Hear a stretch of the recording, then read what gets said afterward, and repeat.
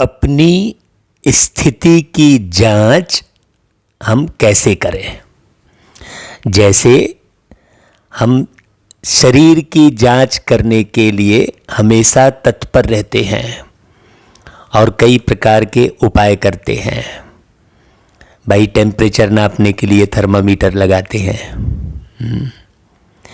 Sugar की जांच कराते हैं, ब्लड प्रेशर की जांच कराते हैं और कितनी सारी शरीर की हम जांच कराते रहते हैं। लेकिन ये शरीर तो यहीं छूट जाना है। जो शरीर एक जन्म भी पूरा पूरा साथ नहीं निभाता उसकी तो हम चिंता करते हैं, वो भी जरूरी है, बहुत अच्छी बात है। लेकिन आपके साथ आपका मन, आपकी बुद्धि, आपके संस्कार जाते हैं, तो उनकी जांच करना अनिवार्य है। जैसे तन की जांच करते हैं वैसे ही मन की भी जांच करें। तो अपनी अवस्था की जांच कैसे हो सकती है, देखिए। क्योंकि देखो, आपने जन्म जन्मांतर, आपने अर्थात आप आत्मा ने अलग अलग शरीर लेकर जन्म जन्मांतर न जाने कितनों को दुख पहुंचाया होगा, कितने विकर्म हुए होंगे स्वार्थ के वशीभूत होकर। क्योंकि जन्म और मृत्यु का ज्ञान तो रहता ही नहीं है। ये ज्ञान तो सर्वशक्तिमान परमात्मा इस धरती पर आकर केवल एक ही बार सुनाते हैं, वो भी संगम युग में, जो अभी चल रहा है ना।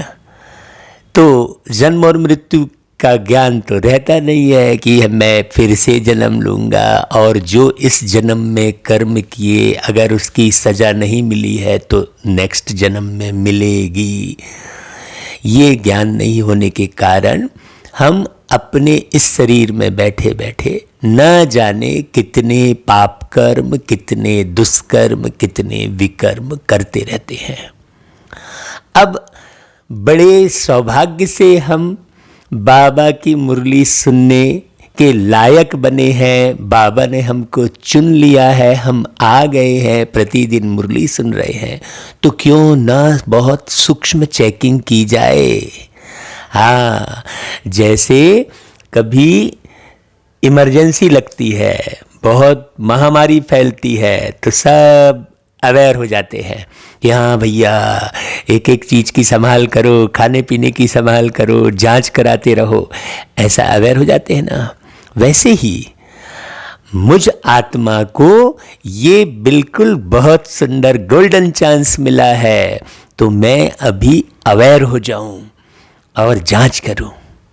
तो देखो, यदि आपका मन सारे दिन में एक बार भी किसी भी कारण से दुखी हो रहा है, किसी भी कारण से, है ना, चाहे रिश्तों के कारण, चाहे परिस्थिति के कारण, किसी भी कारण से दुखी हो रहा है, तो यदि आपके पुराने पाप कर्म खत्म नहीं हुए हैं तो वो किसी भी कारण से दुखी होगा। आपको लगेगा कि मैं दुखी हो रहा हूं, किसी के कुछ कहने से दुखी हो रहा हूं, ऐसा नहीं है। यदि आपके पुराने पाप कर्म खत्म हो गए हैं तो आपको किसी भी कारण से दुख नहीं होगा, ये गारंटी है, दुखी नहीं होंगे आप। और यदि रंच मात्र भी दुख फील हो रहा है, मतलब पाप कर्म नहीं कटे हैं। तो पाप कर्म को पूरा काटने के लिए मुझे पुण्य कर्म करना पड़ेगा, सीधी सी बात है। बीमारी को मिटाने के लिए मुझे इलाज करना पड़ता है, अग्नि को बुझाने के लिए मुझे पानी का उपयोग करना पड़ता है। उसी प्रकार पाप कर्मों को मिटाने के लिए एक ही उपाय है, पुण्य कर्म करना। हाँ, ऐसे नहीं कि आप जाकर गंगा में नहा लेंगे तो आपके पाप कर्म दग्ध हो जाएंगे, या आप यज्ञ हवन कर लेंगे तो पाप कर्म दग्ध हो जाएंगे, या आप कोई मंत्र खूब जप लेंगे तो आपके पाप कर्म खत्म हो जाएंगे। नहीं, आपने मनुष्य आत्माओं के साथ पाप कर्म किए हैं तो मनुष्य आत्माओं के साथ पुण्य कर्म भी करने होंगे। बस ये समझने की बात है। यदि आपको आलस्य आ रहा है, सही समय पर नींद नहीं खुल रही है, बाबा के ज्ञान योग में मन नहीं लग रहा है, बहुत गौर से सुनना। बाबा की मुरली में बहुत मगन नहीं हो रहे हैं, बड़ी लगन से आप मुरली नहीं पढ़ रहे हैं, कोई लक्ष्य नहीं है जीवन का, तो इसका मतलब आपके विकर्म जमा है। एक है पाप कर्म और एक है विकर्म। देखिए, पाप कर्म क्या? दूसरे को दुख देना, दूसरे को परेशान करना, किसी का अधिकार छीन लेना, किसी के आगे बढ़ने में जुलसी आना, हाँ, किसी से नफरत करना, ये पाप कर्म है। और विकर्म क्या है? विकर्म है विकारी दृष्टि रखना, वासनात्मक दृष्टि रखना, अपवित्र होना, हाँ, बहुत सारी इच्छाओं के वशीभूत होना, बहुत सारे स्वाद में फंसना, बहुत सारे फैशन में फंसना, बहुत सारी दुनियादारी में फंसना, ये सब वासना के अंदर आएगा। तो ये विकर्म हो रहे हैं। तो यदि विकर्म हो रहे होंगे तो सुकर्म नहीं होंगे।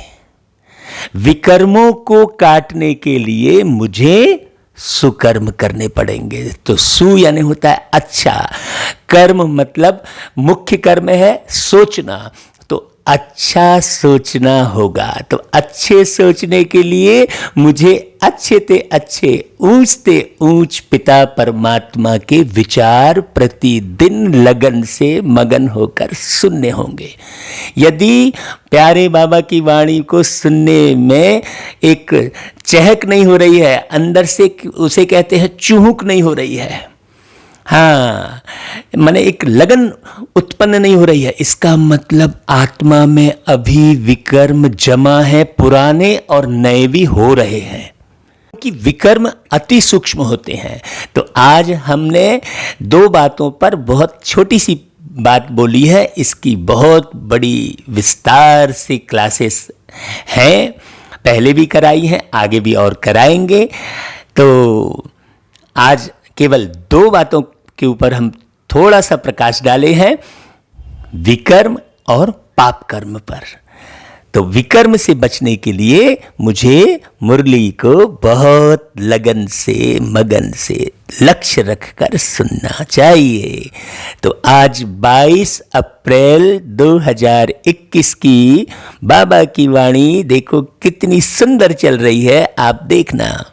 बाबा कहते हैं, मीठे बच्चे, बाप आए हैं भारत को सैल्वेज करने।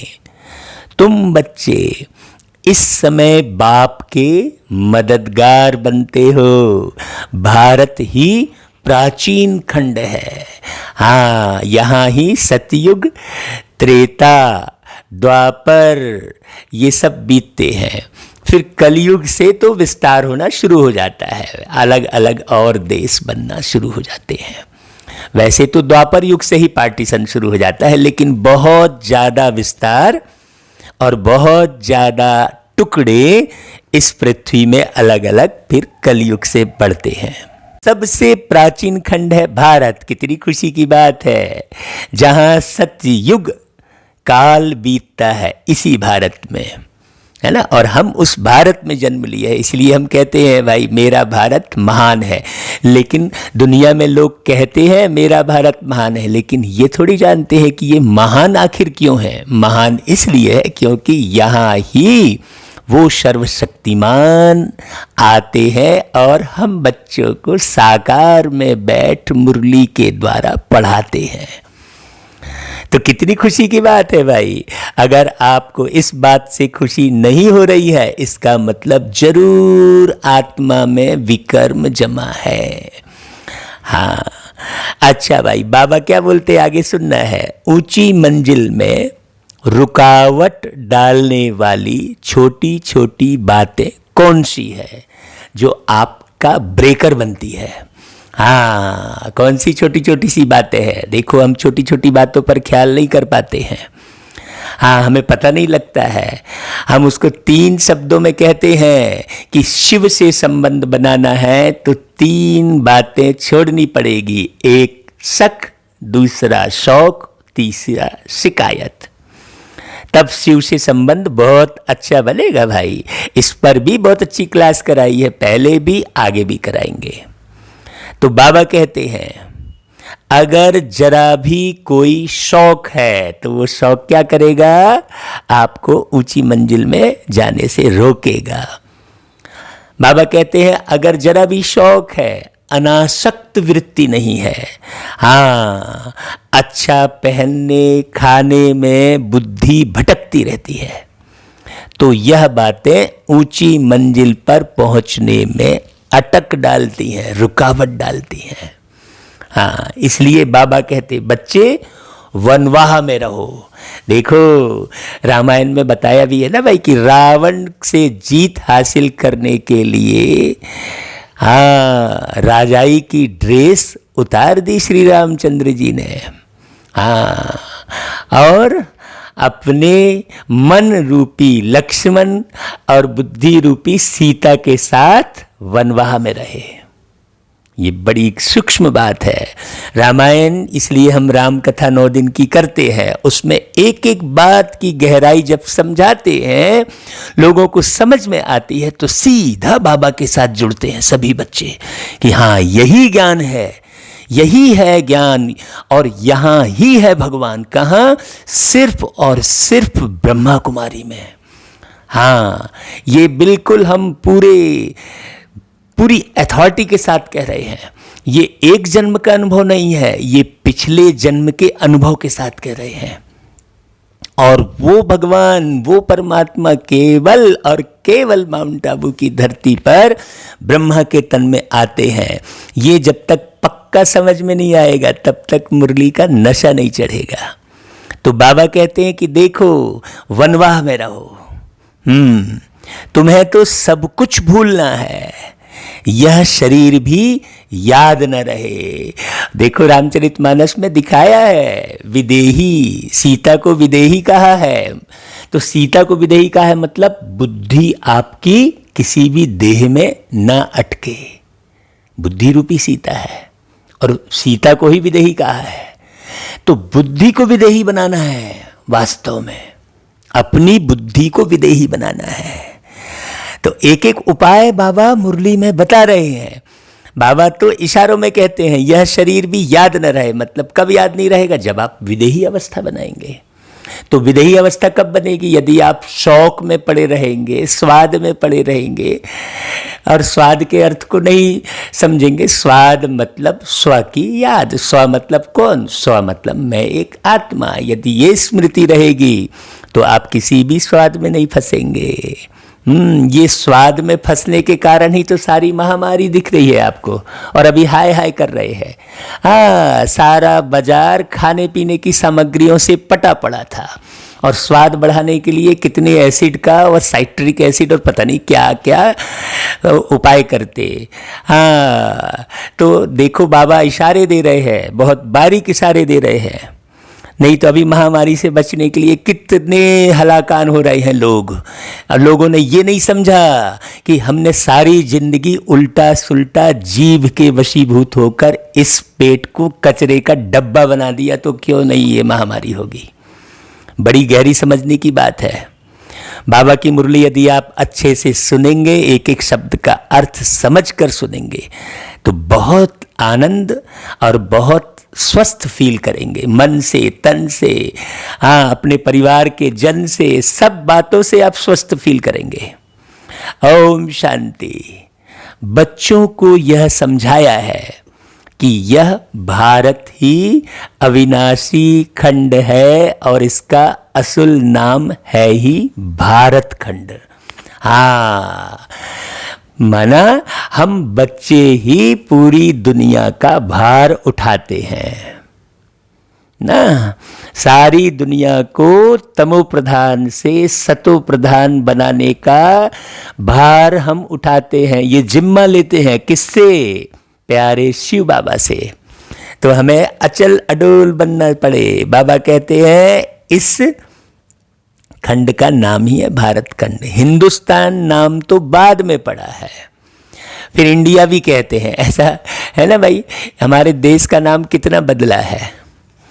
तो भारत को कहा जाता है स्पिरिचुअल खंड, जहां पर प्यारे बाबा ने आकर ज्ञान की गंगा बहाई। हाँ, इसलिए भारत में ही भागीरथ का गायन है।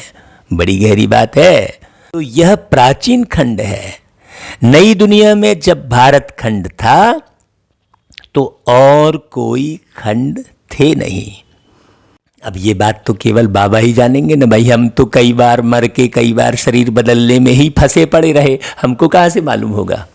ना तो किसी संत, किसी ऋषि, किसी मुनि, किसी को नहीं मालूम होगा। क्यों होगा? क्योंकि वो भी तो जन्म लेकर शरीर ही बदलते रहे। ये सारी बात तो एक अशरीरी बाबा ही स्पष्ट और सत्य बताएंगे ना भाई। सत्यम शिवम सुंदरम, है ना, है गहरी बात। बाबा स्पष्ट कह रहे हैं, नई दुनिया में जब भारत खंड था तो और कोई खंड थे नहीं। सारी लड़ाई ये खंड की तो है, मेरा मेरा। मुख्य है ही इस्लामी, बौद्धि और क्रिश्चियन। अभी तो बहुत खंड हो गए हैं। कितने धर्म हो गए हैं। खंड माना टुकड़े हो गए हैं, हर दृष्टि से टुकड़े हो गए हैं। धर्म की दृष्टि से, स्थान की दृष्टि से, प्रकृति की दृष्टि से, आसमान की दृष्टि से, सागर की दृष्टि से, हर दृष्टि से खंड हो गए हैं। तो बाबा कहते हैं देख, भाषा की दृष्टि से कितने खंड हो गए, अलग अलग भाषा। तो मुख्य है इस्लामी, बौद्धि और क्रिश्चियन। भारत अविनाशी खंड है, उसको ही स्वर्ग, हेवन कहते हैं। स्वर्ग मतलब फिर कोई खंड नहीं। हाँ, सब अपने स्व में स्थित रहते हैं। स्वर्ग का जो पहला अक्षर है वो आधा सा और वा, स्व, कोई वर्ग भेद नहीं रहता। ठीक है, बहुत अच्छे से समझना। हेवन कहते हैं। हाँ, नई दुनिया में नया खंड एक भारत ही है। नई दुनिया रचने वाला परमपिता परमात्मा, स्वर्ग का रचयिता, हेवनली गॉड फादर है भाई। उन्हें रचयिता कहते हैं। तो कौन सी सृष्टि रची? ये नदी, झाड़, पेड़, पौधे, ये थोड़ी। उन्होंने चरित्रवान दैवी सतयुगी सृष्टि की रचना की है। बैकुंठ के रचयिता हैं वो। हाँ, सोचो, हम तो स्वर्ग को ऊपर कह देते हैं, यहां ही आकर रचते हैं। बेहद की दुनिया रचते हैं बाबा, हद की नहीं। पूरे अलग अलग जो खंड हो जाते हैं वो सब खंड को एक में मिला देते हैं बाबा आकर। इसलिए उन्हें सर्वशक्तिमान कहते हैं। इतने मीठे बाबा। हम तो मुरली पढ़ते पढ़ते बाबा की यादों में खो जाते हैं। इतने मीठे बाबा। तो भारत ही स्वर्ग था। जब कोई मरता है तो कहते हैं ना भाई, स्वर्ग पधारा। समझते हैं स्वर्ग कहाँ? ऊपर में है भाई। माउंट आबू में ही देलवाड़ा मंदिर में बैकुंठ के चित्र छत में दिखाए हैं। यह किसकी बुद्धि में नहीं आता कि भारत ही हेवन था। अब ऊपर दिखा दिया है छत में, तो वो ऊपर समझ रहे हैं। अब नहीं है, अभी तो हेल है। तो यह भी अज्ञान ठहरा ना भाई। ज्ञान और अज्ञान दो चीजें होती हैं। ज्ञान को कहा जाता है दिन और अज्ञान को रात। अज्ञान अंधेरा कहते हैं, ज्ञान प्रकाश कहते हैं। भाई भक्ति प्रकाश तो नहीं कहते ना। प्रकाश शब्द हमेशा ज्ञान के साथ ही जोड़ा जाता है। तो घोर सोजरा और घोर अंधियारा कहा जाता है। सोजरा माना राइज, अंधियारा माना फाल। फाल यानी गिरना, राइज यानी उठना। बहुत गहरी बात, समझना बहुत अच्छे से। तो किस प्रकार से गिरना और किस प्रकार से उठना? किसका गिरना और किसका उठना? आत्माओं का पतित होना, मतलब तमो प्रधान होना, विषय विकारों में पड़ना, वो गिरना। और आत्मा दिव्य गुण संपन्न बनकर पवित्र बने, उसे कहेंगे उठना। तो सोजरा कौन करता है? परमात्मा शिव। इसलिए शिवरात्रि कहते हैं, अज्ञान अंधेरे को मिटाते हैं। मनुष्य सूर्य का फाल देखने के लिए सनसेट पर जाते हैं। अब वह तो है हद की बात। इसके लिए कहा जाता है ब्रह्मा का दिन, ब्रह्मा की रात। अब ये बेहद की बात जब तक नहीं समझेंगे, आपको खुशी कैसे होगी? जैसे खुशी होती है बेहद का धन कमाने में, लगता है ना कि हाँ मैं नगर सेठ बन गया, अब मैं राज्य का सेठ बन जाऊं, अब मैं पूरे देश में, लगता है ना। तो पूरे बेहद का ज्ञान धन भी तो हासिल करेंगे तब ना बहुत खुशी होगी। हाँ, ये जो ज्ञान धन है इसे अकिचार लेना चाहिए। तो हम तो हद में टिक जाते हैं, वो हद के सूर्य का राइज देखते हैं, है ना भाई। तो ज्ञान सूर्य का जो है प्रकाश, उसे देखना पड़े।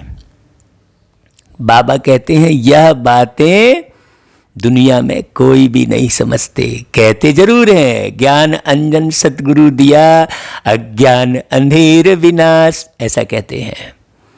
तो बाबा कहते हैं कि यह है ब्रह्मा प्रजापिता, तो जरूर प्रजा का पिता हुआ ना।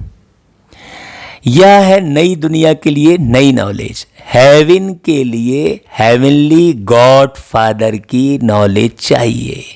गाते भी हैं फादर इज नॉलेजफुल, तो टीचर हो गया ना भाई। जब फादर इज नॉलेजफुल कह रहे हैं तो वो टीचर कहलाया ना भाई, सीधी सी बात है। ज्ञान किस में होता है? टीचर में। फादर तो प्यार से भरा रहता है, लेकिन नॉलेजफुल कह दिया तो टीचर हो गया।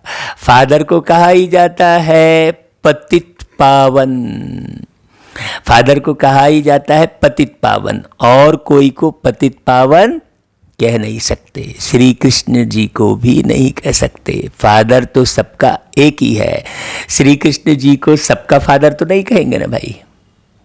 और जितने ऊपर धर्म बताए बाबा ने, उनका फादर तो नहीं है ना। तो फिर सबका मालिक एक कौन? निराकार। वो लोग कहते एक ओंकार, वो कहते नूर इलाही, वो कहते गॉड इज लाइट, हम कहते ज्योतिर्लिंग।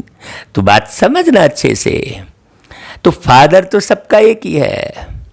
हाँ, श्री कृष्ण तो नहीं है, वह तो जब बड़ा हो शादी करे तब एक दो बच्चे का बाप बनेगा श्री कृष्ण। हाँ, राधे कृष्ण को प्रिंस प्रिंसेस कहा जाता है। कभी स्वयंवर भी हुआ होगा, शादी के बाद ही माँ बाप बन सकते हैं।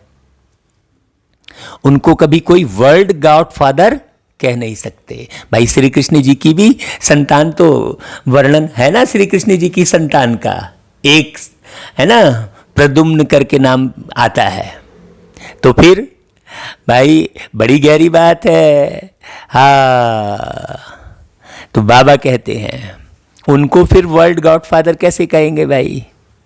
वर्ल्ड गॉड फादर सिर्फ एक ही निराकार बाप को कहा जाता है। Great great grandfather Shiv Baba को नहीं कह सकते, great great grandfather Prajapita Brahma, उनसे बिरादरी निकलती है। बाबा उनके तन में आकर तुमसे बातें करते हैं, तो वो भी एक अलौकिक फादर हुआ। अलौकिक फादर के शरीर में पारलौकिक फादर बैठ पढ़ाते हैं। हाँ, ये समझने की बात है। तीन बातें समझने की हैं, लौकिक, अलौकिक और पारलौकिक। हाँ, तब तो तीनों लोगों के मालिक बनेंगे भाई। तो बाबा कहते हैं वह इनकॉर्पोरियल गॉड फादर निराकार आत्माओं का बाप है। निराकारी आत्माएं जब यहाँ शरीर में है तब भक्ति मार्ग में पुकारती हैं, यह सब तुम नई बातें सुनते हो। यथार्थ रीति कोई भी शास्त्र में नहीं है। यथार्थ रीति है लेकिन एकदम स्पष्ट हो जाए ऐसा नहीं है। तो वो स्पष्ट करने वाले कौन? प्यारे बाबा। अब उदाहरण के तौर पर मान लो मेरा जीवन परिचय आपने कहीं पढ़ लिया, ठीक है, तो आप कितना पढ़ेंगे? उसमें थोड़ी बहुत जानकारी मिलेगी, लेकिन पूरा परिचय तो मैं ही दे सकता हूं जब मैं आपसे मिलूंगा। तो बाकी तो कोई मिलावट करके बोलेगा, कोई कुछ बोलेगा, कोई कुछ समझा होगा, जैसा जो समझा होगा बोलेगा। हाँ, मेरे जो लौकिक भाई होंगे वो भाई की रीति आपको बता देंगे, हैं? मेरे जो घर में बच्चे होंगे वो अपने लौकिक बाप की रीति समझा देंगे, लेकिन पूरा पूरा तो मैं ही आपको पूरा बताऊंगा ना। उसी प्रकार पूरा पूरा परिचय शास्त्र में नहीं मिलता भगवान का, तो वो उन्हें खुद आना पड़ता है। तो ये बात मूल समझने की है कि प्यारे बाबा कैसे आते हैं। प्यारे बाबा अर्थात परमात्मा, हम बाबा कहते हैं उनको ना भाई। तो बाबा कहते हैं कि भाई निराकार आत्माओं का बाप हूं मैं। हाँ, तो बाप कहते हैं मैं सम्मुख बैठ तुम बच्चों को समझाता हूं। फिर कोई समझ पाता है, कोई नहीं समझ पाता। फिर यह ज्ञान सारा गुम हो जाता है। फिर जब बाप आए तब फिर आकर यथार्थ ज्ञान सुनाए। बच्चों को ही सम्मुख समझाकर वर्षा देते हैं। जैसे लौकिक में भी सम्मुख पालते हैं ना बच्चों को, तो वैसे ही पारलौकिक बाप भी अलौकिक बाप के अंदर प्रवेश करके सम्मुख समझाते हैं। हम आत्माओं को समझने के लिए हमें कान चाहिए ना, तो समझाने के लिए मुख चाहिए। अब बिना कान के सुने कैसे भाई आत्मा? अभी आपके घर के जो भी सदस्य शरीर छोड़ के चले गए, अब सुनेंगे क्या आपकी बात को? नहीं सुनेंगे। जब शरीर में थे तो कान थे उनके, तो सुन रहे थे। तो वैसे ही वो बाबा भी, ये बात लोग समझ नहीं पाते हैं, वो बाबा भी देखने सुनने का कार्य करने के लिए एक शरीर का आधार लेते हैं। तो बहुत अच्छे से समझ रहा भाई। तो बाबा कहते हैं भाई मैं सम्मुख समझाता हूं, फिर बाद में शास्त्र बनते हैं। तो बाद में जो बनते हैं तो यथार्थ तो बन ना सके भाई। अभी मान लो आप 15 मिनट हमारी कोई बात सुन रहे हैं, फिर बाद में आप जाकर बोलेंगे कि इसको मैं लिखूंगा, तो जो सुनाया वो पूरा हूबहू लिख सकते हैं क्या? उसमें जरूर मिलावट कर देंगे। तो शास्त्र भी हूबहू जो बाप ने समझाया वो कैसे होगा? नहीं होगा ना। यथार्थ तो बन न सके, क्योंकि सच की दुनिया ही खत्म हो, झूठ खंड हो जाता है। तो झूठी चीज ही होगी, क्योंकि उतरती कला ही होती है। और जितने भी शास्त्रों की रचना हुई है कोई सतयुग में थोड़ी हुई है, वो तो कलयुग में ही हुई है भाई। कलयुग माना झूठ युग। सतयुग का अर्थ ही है सच्चा युग, उसका नाम ही है सतयुग। तो वहां झूठ और मार पीट हो कैसे सकता है? अब लोगों ने तो सतयुग में भी मार काट दिखा दी है। कितना रॉन्ग है। बाप कहते हैं मैं सम्मुख बैठ तुमको समझाता हूँ, बाद में शास्त्र बनते हैं। तो बाबा कहते हैं सच से तो चढ़ती कला होती है और झूठ से उतरती कला। भक्ति है रात, अंधियारे में ठोकरें खानी पड़ती है। माथा टेकते रहते हैं, इधर भागे उधर भागे, कहीं ज्ञान मिलता ही नहीं है। इस मंदिर में भी जाएंगे तो कहेंगे हे प्रभु आनंददाता ज्ञान हमको दीजिए, फिर दूसरे मंदिर में जाएंगे फिर कहेंगे ज्ञान दीजिए। ज्ञान कहीं मिल ही नहीं रहा है। अगर ज्ञान मिल जाता तो क्यों भटकते? तो माथा टेकते रहते हैं। ऐसा घोर अंधियारा है। मनुष्यों को तो कुछ भी पता नहीं रहता है, दर दर धक्के खाते रहते हैं। इस सूर्य का भी राइज और फॉल होता है जो बच्चे जाकर देखते हैं। अब तो तुम बच्चों को ज्ञान सूर्य का उदय होना देखना है। राइज ऑफ भारत और डाउनफॉल ऑफ भारत। भारत ऐसे डूबता है जैसे सूर्य डूबता है। सत्यनारायण की कथा में यह दिखाते हैं कि भारत का बेड़ा नीचे चला जाता है, फिर बाप आकर उनको सैल्वेज करते हैं। तुम इस भारत को फिर से सैल्वेज करते हो, यह तुम बच्चे ही जानते हो। भाई तुम बच्चे माना कौन? जो बहुत बारीकी से मुरली सुन रहे हैं, पढ़ रहे हैं। ऐसे नहीं 5 मिनट सुना बंद कर दिया, हाँ हम तो जान रहे हैं अब चलो कुछ काम कर ले। नहीं, इसमें पूरा समय देना है। तो बाबा कहते देखो तुम निमंत्रण भी देते हो, नवनिर्माण प्रदर्शनी भी नाम ठीक है। नई दुनिया कैसे स्थापन होती है उसकी प्रदर्शनी चित्रों द्वारा समझानी दी जाती है, तो वही नाम चला आए तो अच्छा है। नई दुनिया कैसे स्थापन होती है व राइज कैसे होती है यह तुम दिखाते हो। जरूर पुरानी दुनिया फाल होती है, तब दिखाते हैं कि राइज कैसे होता है। यह भी एक स्टोरी है, राज्य लेना और गंवाना। जैसे कहानी में सुनाते हैं ना, एक राजा था ऐसा किया वैसा किया, फिर चढ़ाई किया, फिर उसका राज्य भाग चला गया, ऐसा कहानी सुनाते हैं ना। तो ये बेहद की कहानी प्यारे बाबा आत्मा की सुनाते हैं। 5000 वर्ष पहले क्या था? कहेंगे सूर्यवंशियों का राज्य था। जैसे आप देखते हो वो झांसी की रानी की कहानी, वो राजपाट दिखाते हैं, वो पिक्चर बनी है ना भाई, सीरियल। तो ऐसा ही बाबा आकर मुरलियों के माध्यम से सूर्यवंशी चंद्रवंशी घराने की बात बता रहे हैं। फिर चंद्रवंशी राज्य स्थापन हुआ।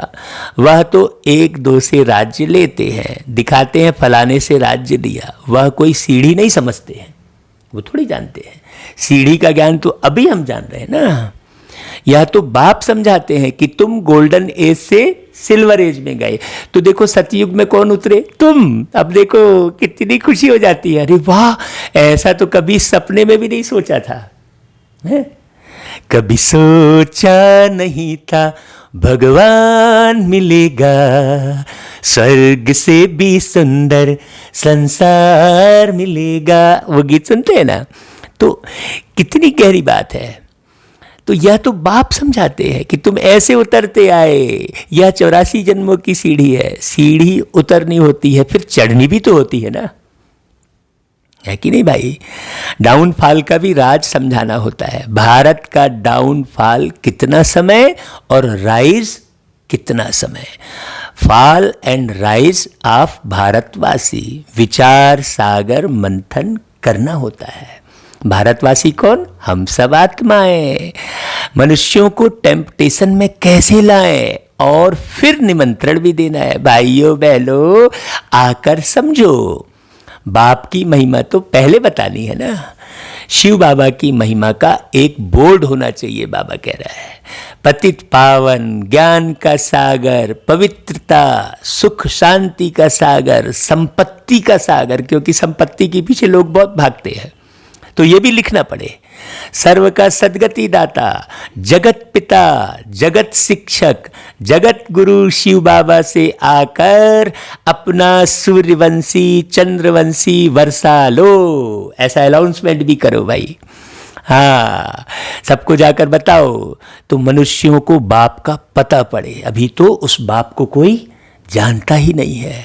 बाप की और श्री कृष्ण जी की महिमा अलग अलग है। यह तुम बच्चों की बुद्धि में बैठा हुआ होना चाहिए।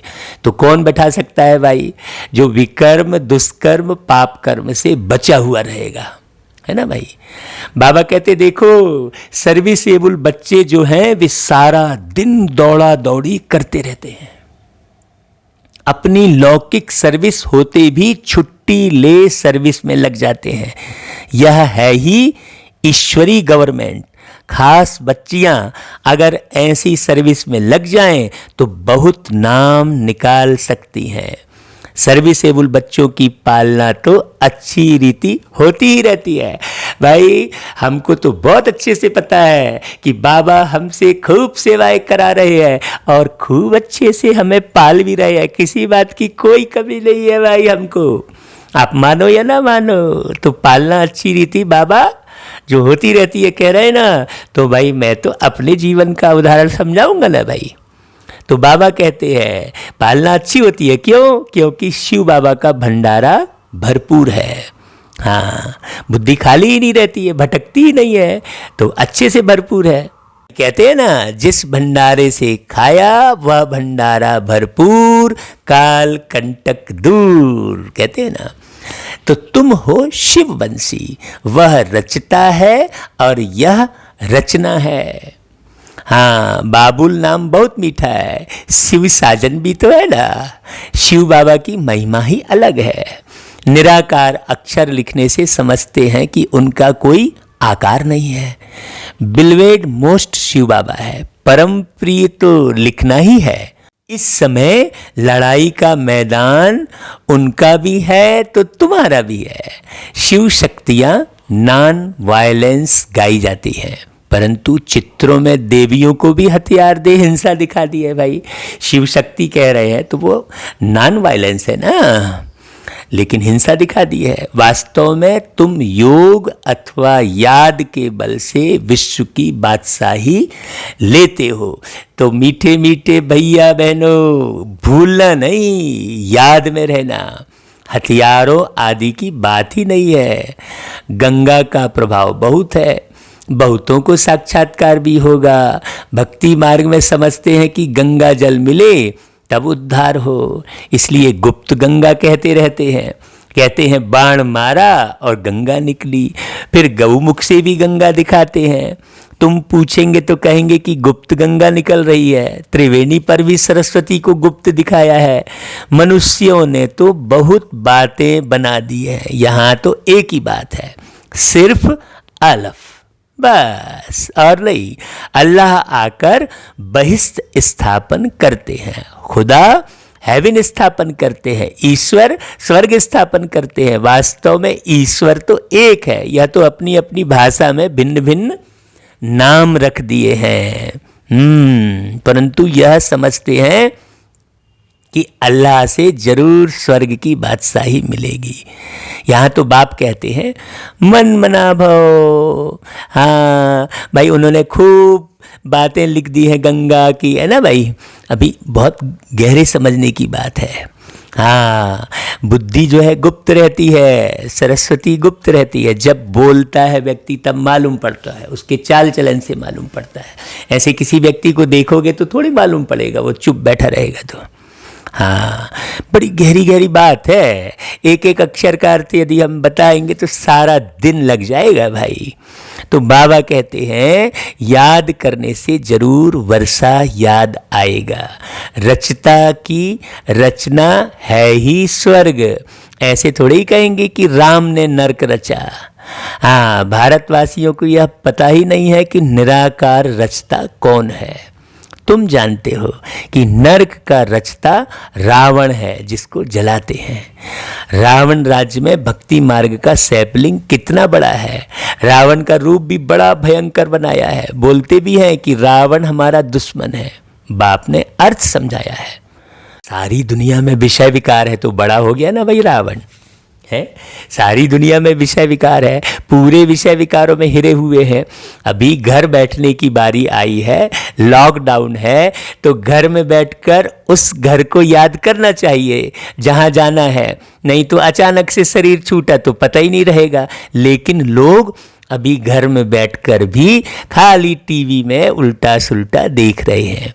उन्हें पता ही नहीं है कि भाई हमें इस घर में बैठने इसलिए दिया है। पहले तो बोलते थे यार फुर्सत नहीं है हमको धंधे पानी से, तो कम से कम अब बैठे हो तो अब तो बाबा का ज्ञान सुन लो। लेकिन नहीं, रावण बहुत बड़ा है ना भाई, इसलिए बड़ा बड़ा दिखाते हैं। तो बाप ने बहुत अच्छा अर्थ समझाया है। हाँ, पेशगीर बड़ा है, माने विस्तार बड़ा है। रावण का शरीर भी बड़ा बनाते हैं। शिव बाबा तो बिंदी है, परंतु चित्र बड़ा बना दिया है। नहीं तो फिर बिंदी की पूजा कैसे हो। पुजारी तो बनना है ना। आत्मा के लिए तो कहते हैं भ्रुकुटी के बीच चमकता है अजब सितारा, और फिर कह देते हैं आत्मा सो परमात्मा है। तो फिर हजार सूर्य से ज्यादा तेज कैसे होगा जब आत्मा ही परमात्मा है और शरीर में एक आत्मा है। तो फिर एक तरफ हजारों सूर्यों से तेजोमय भी कह दिए तो फिर माने बात ही सब उल्टी सुल्टी है, कुछ समझ में नहीं आएगा भाई। एक तरफ कहे वो परमात्मा हजारों सूर्यों से तेजोमय है, फिर आत्मा ही परमात्मा कह दिए तो कैसे हो जाएगा। सोचने की बात है। वो आत्मा जब शरीर छोड़ के जाती है तो दिखती ही नहीं है, तो फिर हजारों सूर्यों से तेजोमय चीज दिख क्यों नहीं रही है? गंभीर बातें हैं। बाबा कहते हैं देखो हर एक में प्रवेश कैसे करे भाई, हजार सूर्य से तेज है तो समझते कुछ नहीं है। सूर्य से ज्यादा तेज कैसे होगा भाई। आत्मा का वर्णन तो करते हैं लेकिन समझते नहीं। अगर परमात्मा हजार सूर्य से तेज हो तो हर एक में प्रवेश कैसे करे। कितनी अयथार्थ बातें हैं जो सुनकर क्या बन पड़े हैं। हाँ, हम तो बाबा की मुरली सुनते तो हमको लगता है कि कैसे करके लोगों को समझा ले वे। कहते हैं आत्मा सो परमात्मा, तो बाप का रूप भी ऐसा होगा ना भाई। आत्मा नहीं दिखाई दे रही है तो आत्मा सो परमात्मा कह रहे तो परमात्मा भी तो बिंदी रूपी होगा ना भाई। आत्मा दिखाई नहीं दे रही माने पेन के पॉइंट से भी सूक्ष्म है। पेन का पॉइंट तो आपको दिखेगा, है गहरी बात। तो बाबा कहते हैं कि भाई पूजा के लिए बड़ा बनाया है। पत्थर के कितने बड़े बड़े चित्र बनाते हैं, जैसे गुफा में बड़े बड़े पांडव दिखाए हैं। जानते कुछ भी नहीं है। यह है पढ़ाई। धंधा और पढ़ाई अलग अलग है। बाबा पढ़ाते भी हैं और धंधा भी सिखाते हैं। बोर्ड में भी तो बोर्ड में भी पहले बाप की महिमा होनी चाहिए, बाप की फुल महिमा लिखनी है। यह बातें तुम बच्चों की भी बुद्धि में नंबरवार पुरुषार्थ अनुसार आती है, इसलिए महारथी घोड़े सवार कहा जाता है। अब महारथी घोड़े सवार कहा तो हथियार थोड़ी होगा, हथियार आदि की भी तो कोई बात नहीं है।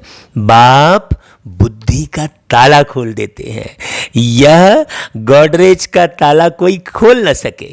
गॉडरेज माने परमात्मा की किरणें, रेज यानी किरण। कौन सी किरण? ज्ञान की किरण, जो बाबा समझा रहे हैं। बाप के पास मिलने आते हैं तो बाबा बच्चों से पूछते हैं, भाई आगे कब मिले हो, इस जगह पर इस दिन कब मिले हो? तो बच्चे कहते हैं, हाँ बाबा 5000 वर्ष पहले मिले हैं। अब यह बातें ऐसे कोई पूछ ना सके, हाँ वो तो भूल जाएंगे। कितनी गोई समझने की बातें हैं, कितनी ज्ञान की युक्तियां बाबा समझाते हैं, परंतु धारण जो है नंबरवार होती है। शिव बाबा की महिमा अलग है, ब्रह्मा विष्णु शंकर की महिमा अलग है, हर एक का पार्ट अलग अलग है, एक ना मिले दूसरे से। भाई घर में भी अगर 4 भाई होते हैं तो सबके स्वभाव संस्कार अलग अलग ही तो होते हैं ना, सबको एक कर दिया है, सबका पार्ट अलग अलग है। यह अनादि ड्रामा है, वही फिर रिपीट होगा। अभी तुम्हारी बुद्धि में बैठा हुआ है कि हम कैसे मूल वतन में जाते हैं फिर आते हैं पार्ट बजाने के लिए। जाते हैं वाया सूक्ष्म वतन, आने समय सूक्ष्म वतन नहीं है। मतलब जब हम जाते हैं तो हमें ज्ञान की सूक्ष्म गहराई में उतरना चाहिए। हाँ, बिना सूक्ष्म जाने आप मूल बात को नहीं समझ पाएंगे। हाँ, मूल बात को समझना है तो पहले ज्ञान की सूक्ष्मता की ओर बढ़ना पड़ेगा। तो जाते समय सूक्ष्म वतन, आते समय नहीं होगा। सीधी सी बात, कितनी गहरी बात है। सूक्ष्म वतन का साक्षात्कार कभी किसी को होता ही नहीं है। सूक्ष्म वतन का साक्षात्कार करने के लिए कोई तपस्या नहीं करते हैं, क्योंकि उनको कोई जानते नहीं है दुनिया में लोग। हाँ, माने सूक्ष्म बातों को समझने का प्रयास ही नहीं करते हैं।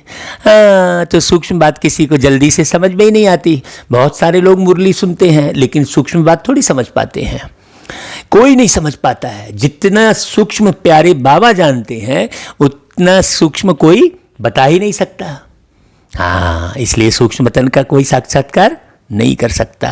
सूक्ष्म वतन का कोई भगत थोड़ी ही होगा। सूक्ष्म वतन अभी रस्ते हैं, माया सूक्ष्म वतन जाए फिर नई दुनिया में आएंगे। इस समय तुम वहां आते जाते रहते हो, तुम्हारी सगाई हुई है, यह पीहर घर है। विष्णु को पिता नहीं कहेंगे, वह है ससुर घर। जब कन्या ससुर घर जाती है तो पुराने कपड़े सब छोड़ जाती है। बाबा बहुत अच्छे अच्छे उदाहरण दे रहे हैं, समझने की जरूरत है। हाँ, बाबा बहुत इशारों में बात करते हैं। तुम पुरानी दुनिया को ही छोड़ देते हो। तुम्हारे और उनके वनवाह में कितना फर्क है। तुमको भी बहुत अनासक्त रहना चाहिए, देह अभिमान तोड़ना है। ऊंची साड़ी पहनेंगी तो झट देह अभिमान आएगा, कैसी लग रही हूँ भाई मैं इस साड़ी में, ऐसा बोलोगे ना। हाँ, तो देह अभिमान आएगा। हाँ, ये रंग मेरे को कैसा फब रहा है। अब मेरे को बोले तो आत्मा का तो भान ही नहीं रहेगा, भान तो शरीर का हो जाएगा। मैं आत्मा हूं यह भूल जाएगा। इस समय तुम हो ही वनवाह में। वनवाह और वानप्रस्थ एक ही बात है। हाँ, शरीर ही छोड़ना है तो साड़ी नहीं छोड़ेंगी क्या। हल्की साड़ी मिलती है तो दिल ही छोटी हो जाती है। इसमें तो खुशी होनी चाहिए। अच्छा हुआ जो हल्का वस्त्र मिला। अच्छी चीज को तो संभालना पड़ता है। यह पहनने खाने की छोटी छोटी बातें भी ऊंची मंजिल पर पहुंचने में अटक डालती है। बहुत गौर से सुनना भाई सभी माताएं बहनें। हाँ, मंजिल बहुत बड़ी है। कथा में भी सुनाते हैं ना कि पति को कहा यह लाठी भी छोड़ दो। बाप कहते हैं यह पुराना कपड़ा, पुरानी दुनिया सब खलास होनी है। इसलिए इस सारी दुनिया से बुद्धि योग तोड़ना है। इसको बेहद का सन्यास कहा जाता है। सन्यासियों ने तो हद का सन्यास किया है, अब तो फिर वो अंदर आ गए हैं। पहले तो चले जाते थे भाई दूर, अब तो शहर में ही रहते हैं। आगे तो उन्होंने बहुत ताकत थी, उतरने वालों की महिमा क्या हो सकती है, आखिर तो उतरे ही। हाँ, नई नई आत्माएं भी पिछाड़ी तक आती रहती हैं पार्ट बजाने, उनमें क्या ताकत होगी भाई। एक दो जन्म लेने वाली आत्माओं में क्या ताकत होगी, आए और गिरे बस। भाई हमको तो गिरने में 5000 साल लगते हैं, उधर तो एक ही जन्म में गिर गए तो क्या ताकत होगी। बहुत गहरी बात है, तुम तो पूरे 84 जन्म लेते हो। यह सब समझने के लिए कितनी अच्छी विशाल बुद्धि चाहिए। सर्विसेबल बच्चे सर्विस में उछलते रहेंगे। ज्ञान सागर के बच्चे ऐसे भाषण करें जैसे बाबा उछलता है। देखो बाबा कह रहे हैं इसमें फंक नहीं होना है। नहीं तो कई लोग हंसी उड़ाते हैं। अरे भाई कोई मगन होके एकदम खुशी में सुना रहा है तो कई तो हंसी उड़ाएंगे, तो वो क्या पद पाएंगे भाई और क्या ज्ञान समझेंगे। अच्छा भाई, बाबा फिर सब बच्चों को, सिकिलधे बच्चों को दिल व जान से, शिक व प्रेम से सबको याद देते हैं, प्यार करते हैं, नमस्ते करते हैं। हम बच्चे भी प्यारे प्यारे बाबा को, मीठे मीठे बाबा को दिल व जान से, शिक व प्रेम से बहुत बहुत याद प्यार देते हैं, नमस्ते करते हैं भाई। अच्छा भाई, आज का फिर हम सार सुनेंगे। बुद्धि से बेहद का संन्यास करना है। बुद्धि से संभालना सब कुछ है, लेकिन बुद्धि से संन्यास करना है। वापस घर जाने का समय है, इसलिए पुरानी दुनिया और पुराने शरीर से अनासक्त रहना है। हाँ, हिरे नहीं रहना, अरे मेरे यहाँ दर्द हो रहा है, मेरे वहाँ हो रहा है, ऐसा वैसा शरीर के चक्कर में ही पड़े हो गए, जरा सी बीमारी लगी तो बस घबरा गए, ये सब नहीं करना है।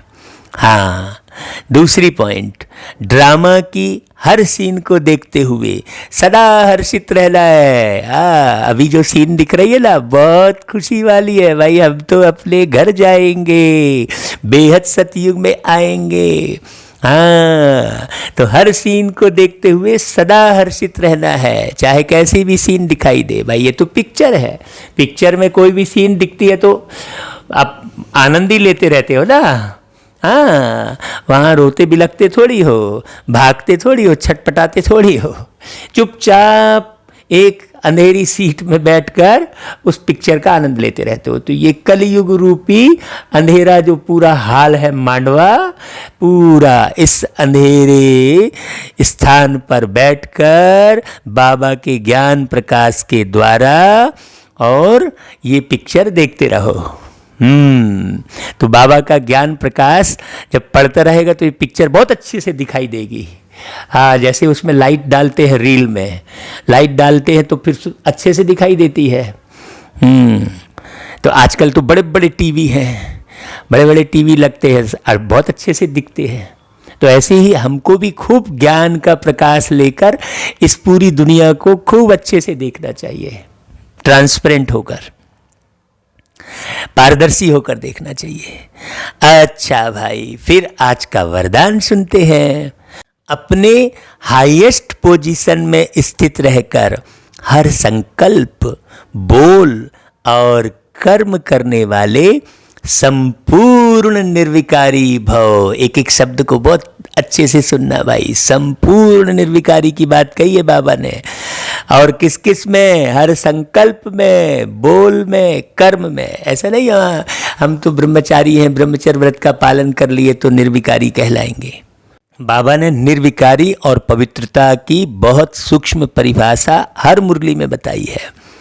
तो बाबा कहते हैं संपूर्ण निर्विकारी अर्थात किसी भी परसेंट में कोई भी विकार तरफ आकर्षण ना जाए, कभी उनके वशीभूत ना हो। हाईएस्ट पोजीशन वाली आत्माएं कोई साधारण संकल्प भी नहीं कर सकती। कैसे करेंगे भाई? उनको अपनी पोजीशन याद रहेगी ना, तो संकल्प भी कैसे करेंगे? फंसेंगे थोड़ी। नहीं तो भाई आप राजपाट कैसे संभालेंगे? जब आप अपने कर्मेंद्रियों के ही राजा नहीं बनेंगे तो फिर सतयुग के महाराजा कैसे बनेंगे भाई? सोचने की बात है। तो जब कोई भी संकल्प व कर्म करते हो तो चेक करो कि जैसा ऊंचा नाम वैसा ऊंचा काम है। हाँ, वैसी भावनाएं हैं अंदर में। अगर नाम ऊंचा काम नीचा तो नाम बदनाम करते हो। इसलिए लक्ष्य प्रमाण लक्षण भी धारण करो, तब कहेंगे संपूर्ण निर्विकारी अर्थात होलिएस्ट आत्मा। बहुत प्यारा वरदान है, खूब मनन चिंतन करना। ये वरदान को अपनी ओर निहारना। ये वरदान पूरा दर्पण है अपनी जिंदगी का, इस ब्राह्मण जीवन का दर्पण है। ये बहुत प्यारा दर्पण है।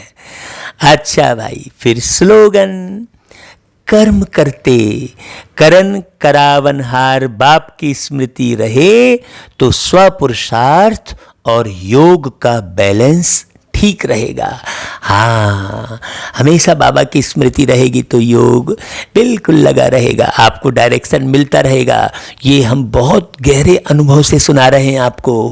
हाँ, आप जहाँ भी जाएंगे, देश के किसी भी कोने में चले जाएंगे, विदेश चले जाएंगे, आपको बाबा का डायरेक्शन मिलता रहेगा, क्योंकि बाबा अति सूक्ष्म रूप में उस बच्चे के साथ रहते हैं जो बाबा को याद करते हैं और बाबा के मुरली के ज्ञान के आधार पर अपने जीवन का बड़ी सूक्ष्मता से निर्माण करते हैं। अच्छा भाई, ओम शांति।